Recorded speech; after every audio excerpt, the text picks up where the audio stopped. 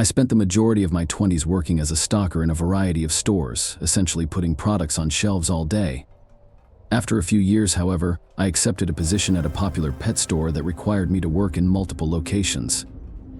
Every day, I'd get a small van full of boxes and drive to all of the stores in the area, filling their shelves before returning the van to the warehouse. When I finished, the thing about this job was that I had to pick up the van at 2 p.m.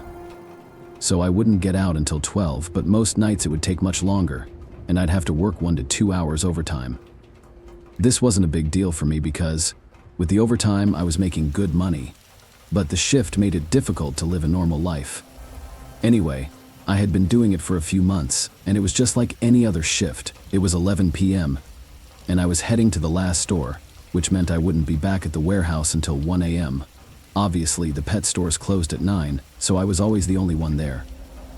There was a small dock in the back where I could park my van, take my doll out, and roll the boxes in. So I pulled up as usual and unlocked the building's doors. I rolled in 3 large stacks of boxes and began moving each one to the appropriate aisle for the product. I heard a small thud from the storefront. I looked up and stood quietly for a few seconds before returning to work once the noise had subsided. I used to get creeped out when I worked alone in the stores at night, but I've gotten used to it now. When the buildings are quiet, you can hear sounds you don't like, such as the air conditioning turning on and off, so I assumed the noise was just another random sound the building made. I finished unloading the boxes into the aisles and started opening them to stock the product.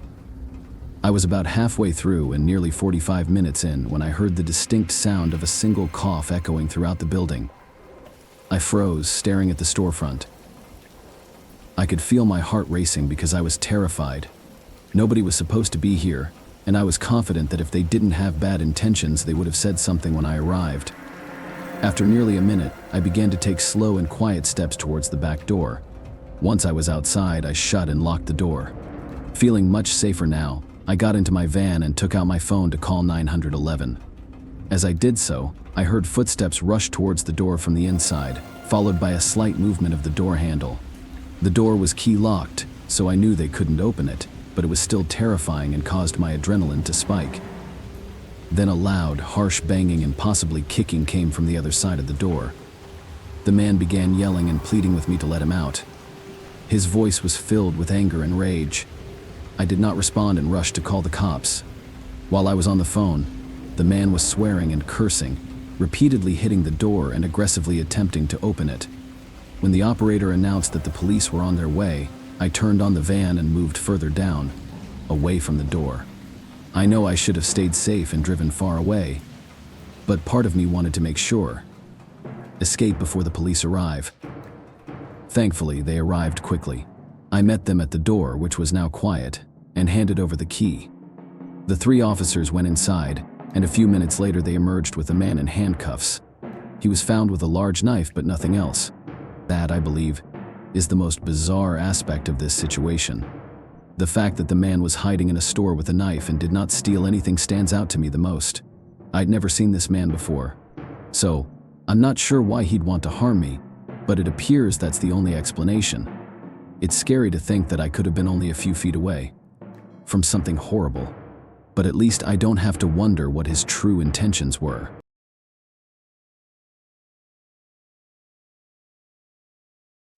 My college friends and I were getting together for a summer weekend to party and hang out.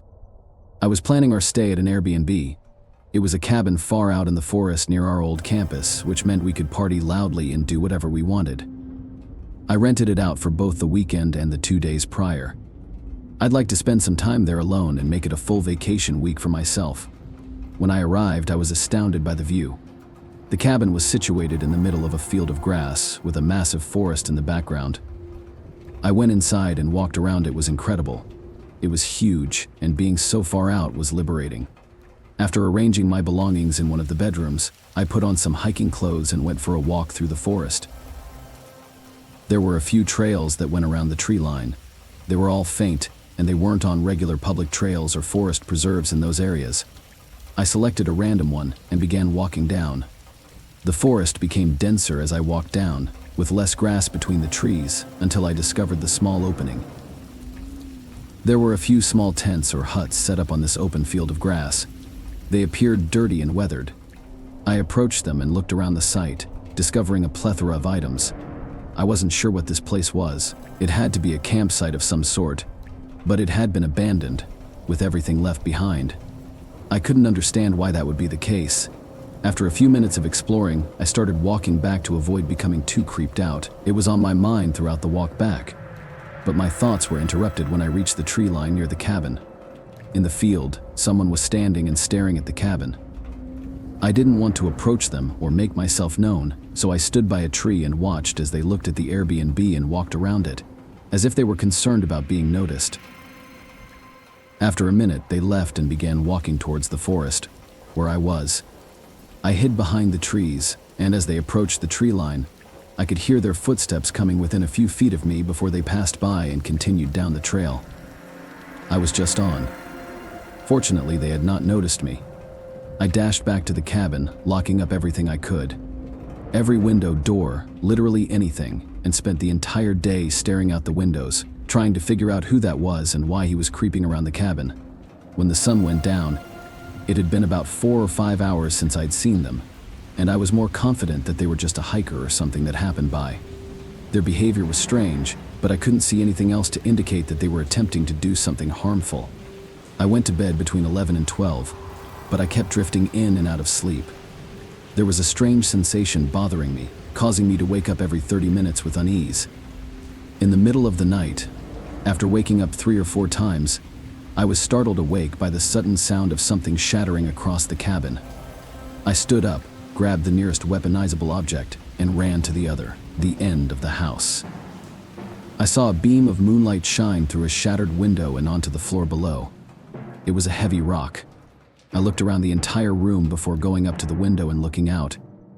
Far in the field, near the tree line, I saw a figure running away, only to fade into the darkness around the trees seconds later.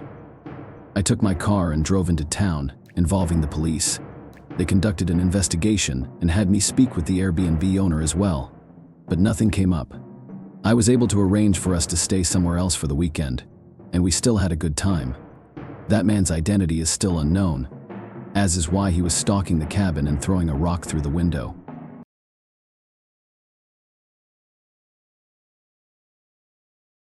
When I was 17, I worked at my parents' local restaurant. We were never in a busy environment, but it was enough to get by. I worked the cash register and occasionally assisted with waiting tables and cleaning. My parents were nice enough to give me flexible hours whenever I needed them for school or whatever. Over the summer, however, I would work full 40-hour weeks, usually from the afternoon until closing.